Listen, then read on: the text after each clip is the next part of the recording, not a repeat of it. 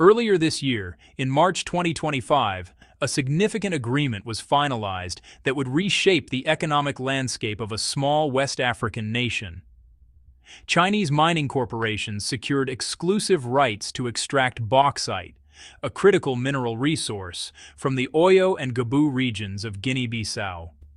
The contract spans an impressive 50 years, granting China long-term access to one of the world's most essential raw materials for aluminum production.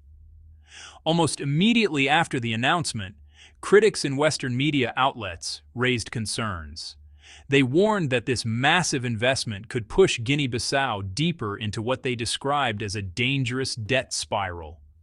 But officials in Guinea-Bissau's capital saw things very differently. From their perspective, China has been a consistent partner over several decades, providing tangible support when few others would. This latest mining agreement, they argue, represents not exploitation, but opportunity, a chance to finally leverage their natural wealth for national development. This deal is more than just a business transaction. It's part of China's broader strategic positioning across West Africa, a region rich in resources that are increasingly vital to global industries.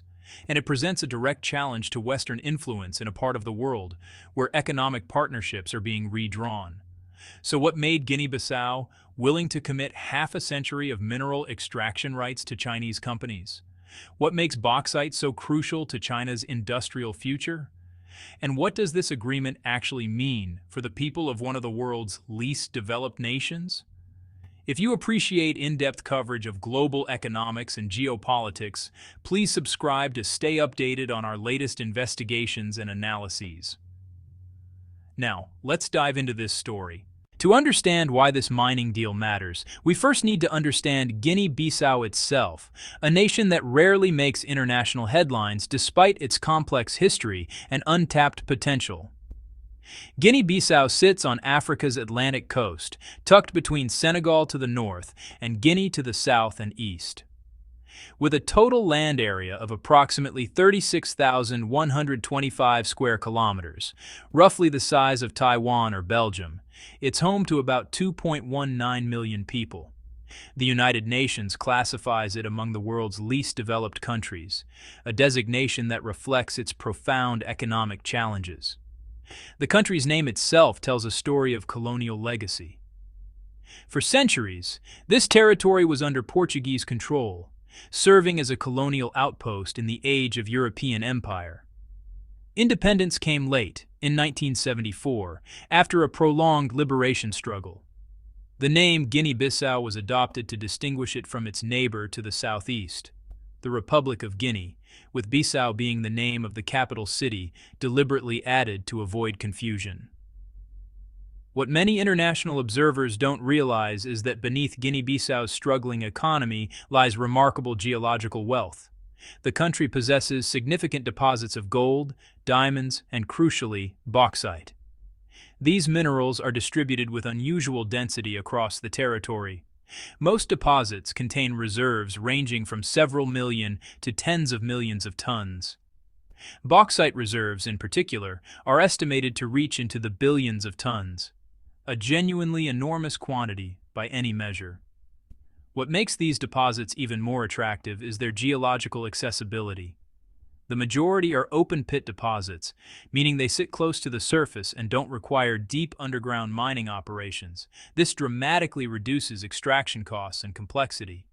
Furthermore, the ore grades, the concentration of valuable minerals within the rock, are notably high, making processing more efficient and economically viable. Yet despite sitting atop such wealth, Guinea-Bissau remains desperately poor. In 2022, the nation's entire gross domestic product totaled just $1.7 billion. To put that in perspective, that's less than the annual revenue of many individual global corporations. When you break that down per person, the average daily income is approximately $2, a level of poverty that places millions in a daily struggle for basic survival. How does a country with billions of tons of valuable minerals remain trapped in poverty? The answer lies in a devastating combination of conflict, weak institutions, and structural economic problems that have compounded over decades. In 1998, Guinea-Bissau was torn apart by civil war. The conflict was brutal and widespread, destroying much of the country's already limited infrastructure. Roads, bridges, power systems, government buildings, the physical foundations of a functioning state, were severely damaged or destroyed entirely. The economy, which had been fragile even before the war, collapsed almost completely.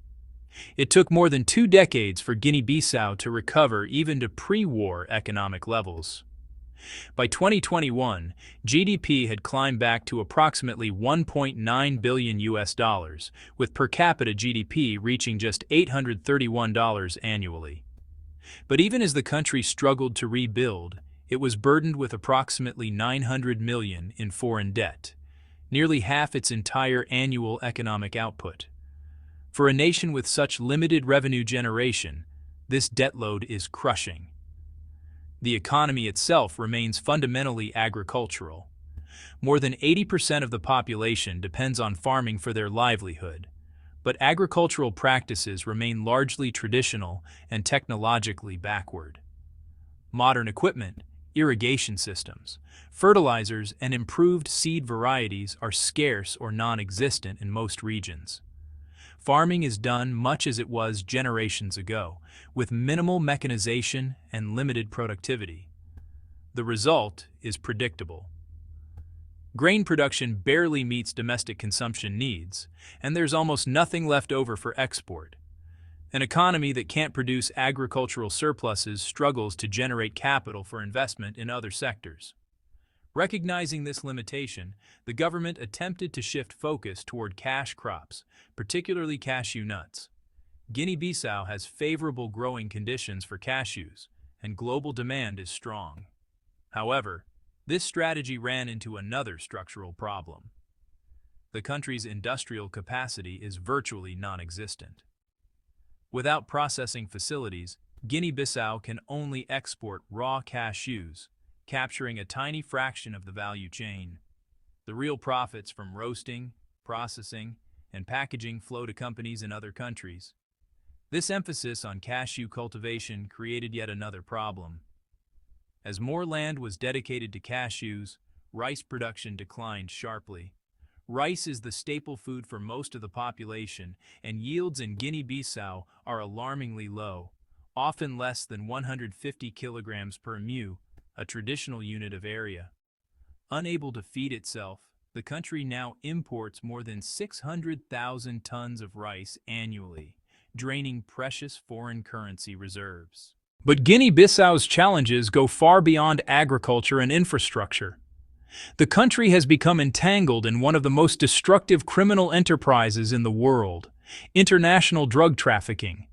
Geography is destiny, and Guinea-Bissau's location makes it an ideal transit point for South American cocaine, destined for European markets.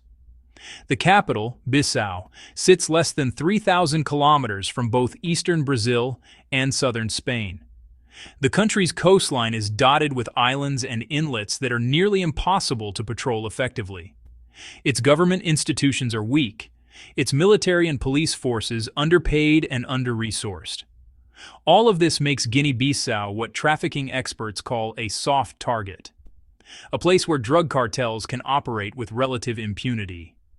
A United Nations investigation produced a shocking finding: approximately 70% of government officials are suspected of involvement in drug-related money laundering activities. Whether through active participation or willful blindness, much of the state apparatus has become compromised by narcotics money. Even more alarming, estimates suggest that drug trafficking and associated activities account for more than 20% of the country's GDP. Think about that for a moment.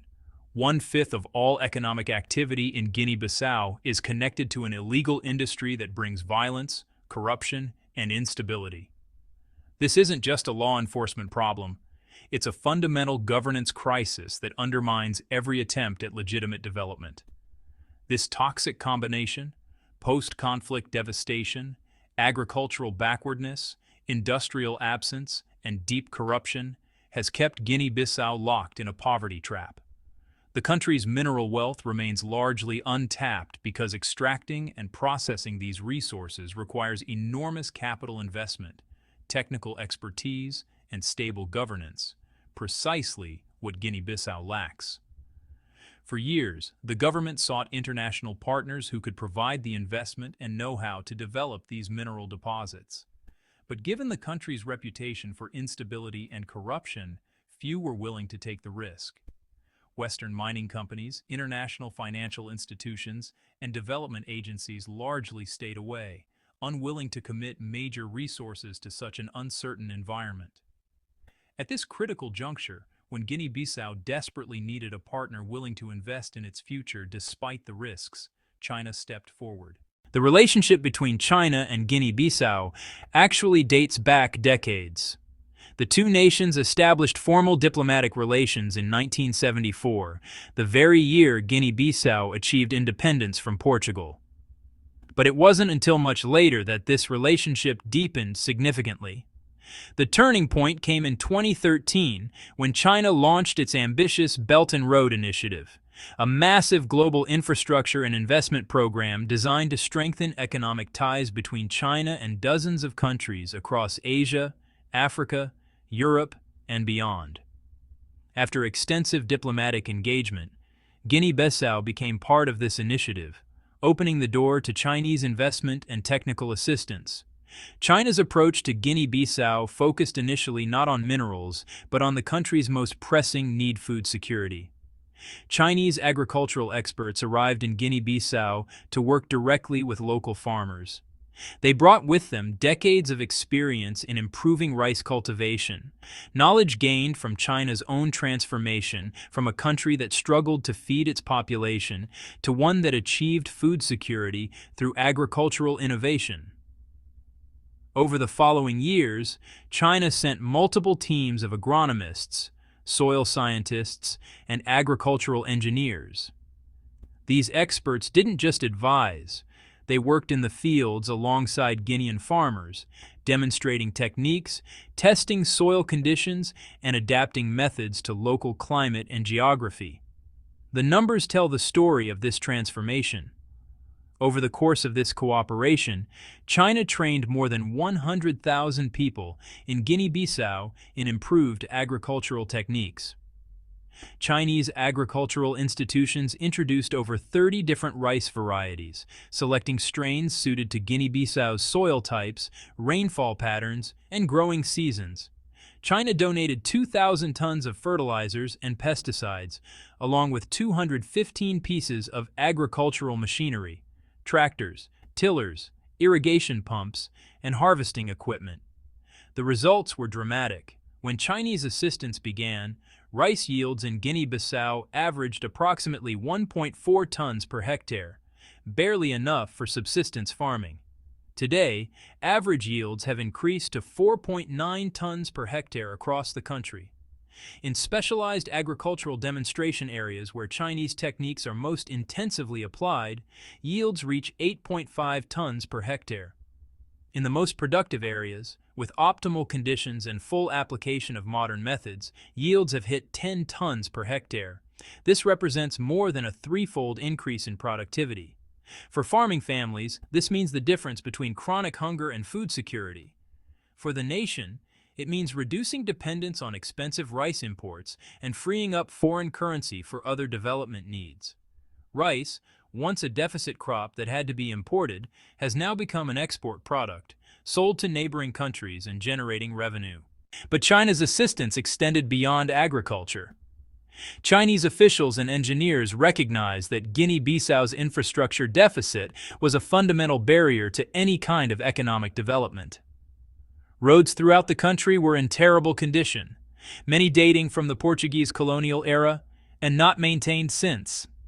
In rural areas, villages were often cut off during the rainy season when dirt tracks became impassable.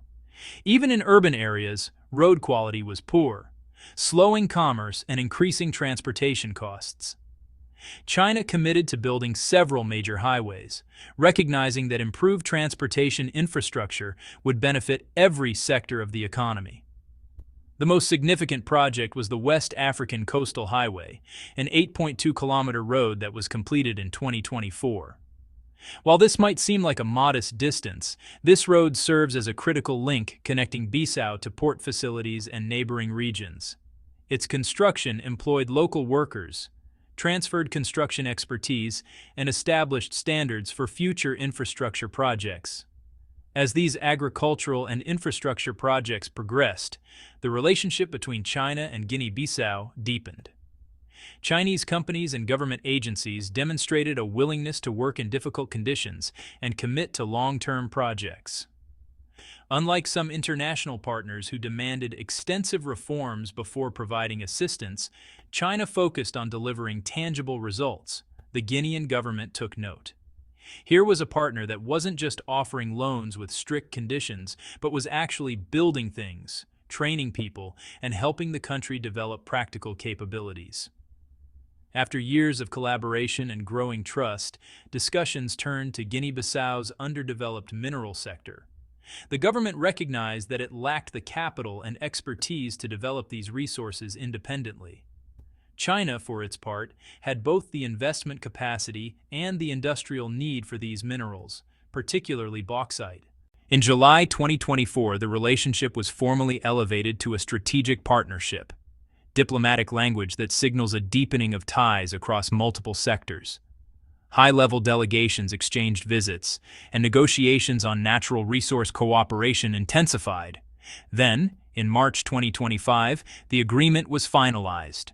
A Chinese mining corporation successfully secured 50-year mining rights for bauxite deposits in the Oyo and Gabu regions of Guinea-Bissau. This wasn't a small-scale operation. The estimated bauxite reserves in these concession areas total approximately 500 million cubic meters, an enormous quantity. The mining rights cover 115 square kilometers of territory, providing ample space for large-scale extraction operations, processing facilities, and associated infrastructure. To understand why this matters, we need to understand what bauxite actually is and why it's so valuable. Bauxite is an aluminum-rich ore. In fact, it's the primary source of aluminum metal worldwide. Approximately 95% of all aluminum production begins with bauxite. The ore is processed through the Bayer process to produce alumina, which is then smelted using massive amounts of electricity to yield metallic aluminum. Aluminum's properties make it indispensable in modern industry. It's remarkably lightweight, about 1/3 the density of steel, yet it can be made extremely strong through alloying. It conducts electricity efficiently, resists corrosion, and can be recycled indefinitely without degrading. These characteristics make aluminum crucial for aerospace applications. Aircraft frames, rocket bodies, satellite components, and space station structures all rely heavily on aluminum alloys. The aerospace industry literally cannot function without reliable supplies of high-quality aluminum. But aerospace is just one application. Aluminum is also essential in automotive manufacturing, as companies work to reduce vehicle weight to improve fuel efficiency. It's used in electrical transmission lines, building construction, packaging, consumer electronics, and countless other applications. Bauxite also has important non-metallic uses. High alumina bauxite is used to manufacture refractory materials, heat-resistant substances used to line furnaces and kilns in industries from steelmaking to ceramics. It's used in abrasives, chemical production, and specialized cements. Aluminum silicate refractory fibers, derived from bauxite, are particularly valuable for their combination of lightweight, extreme heat resistance, thermal stability, and low thermal conductivity. In short, bauxite is a strategic resource, one that underpins multiple critical industries and technologies. The mining agreement between China and Guinea-Bissau involves much more than simply extracting ore and shipping it overseas. Large-scale mining operations require extensive supporting infrastructure, and China has committed to developing this infrastructure as part of the project. First, there's the mining operation itself. Chinese companies will conduct detailed geological surveys to map the deposits precisely, determining optimal extraction sequences and methods. They'll establish open-pit mining operations, bringing in heavy equipment, excavators, haul trucks, bulldozers, and crushers. But mining is only the beginning. The bauxite must be transported from the mining sites to processing facilities and then to ports for export. This requires roads capable of handling heavy truck traffic and potentially rail connections for the highest volume operations. Storage facilities must be built to stockpile ore before processing or shipping. Processing plants may be constructed to upgrade the ore before export, increasing its value and reducing transportation costs. All of this requires reliable electricity, which Guinea-Bissau's power grid currently cannot provide. So power generation facilities, likely including both renewable sources like solar farms and conventional generators, will need to be built. Water management systems are necessary both for mining operations and for the communities that will grow up around these economic activities. We can look to neighboring Guinea for a sense of scale. There, China has invested heavily in infrastructure to support mining operations. The Simandu iron ore project prompted China to invest over $3 billion in constructing the port of Maraba, a deep-water facility capable of handling large ore carriers. An additional investment exceeding $5 billion went into the Massi Railway, a 551.92-kilometer railway line connecting the Simandou mining area to the port, with 12 new stations constructed along the route. These projects are still under construction, but they illustrate China's willingness to make massive infrastructure investments to support resource extraction. The completion of these facilities won't just benefit Chinese mining operations.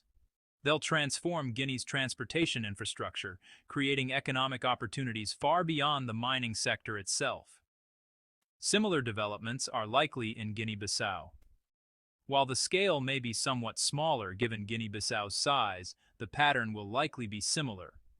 Port development or expansion, road or rail construction, power generation facilities, and processing plants. All of this infrastructure will remain in Guinea-Bissau after the 50-year mining agreement eventually expires, providing lasting benefits to the country. Perhaps equally important are the human dimensions of this project.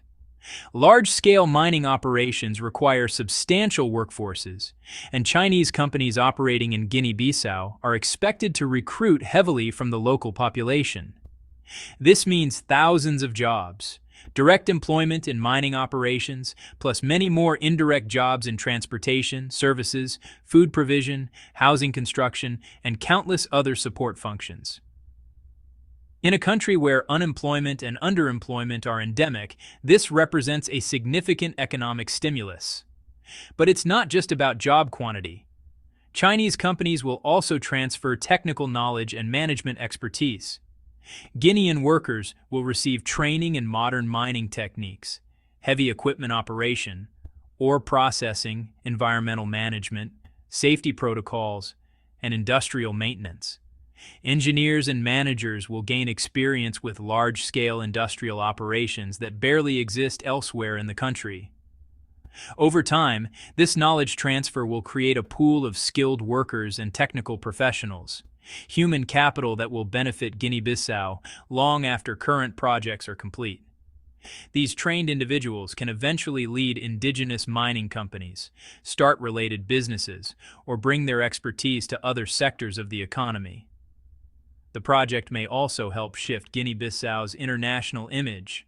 A country that successfully hosts major mining operations demonstrates stability, reliability, and investment potential.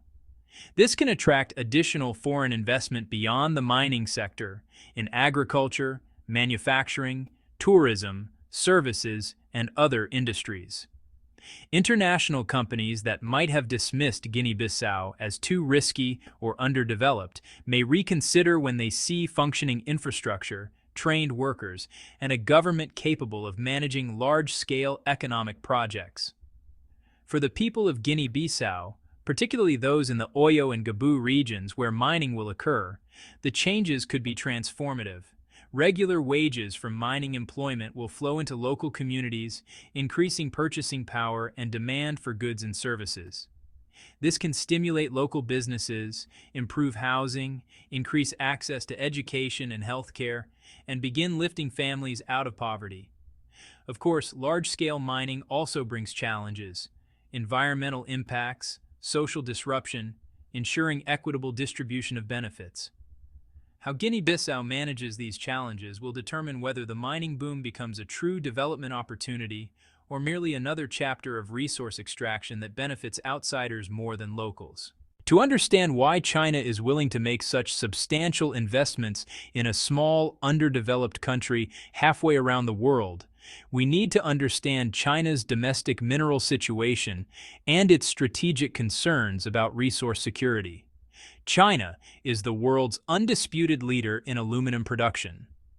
Chinese smelters account for approximately 2/3 of global aluminum output. China is also the world's second-largest bauxite producer. Yet despite this massive production capacity, China faces a fundamental problem. It doesn't have enough high-quality bauxite domestically to sustain its industry. China does have bauxite deposits, primarily concentrated in provinces like Shaanxi, Henan, Guangxi, and Guizhou.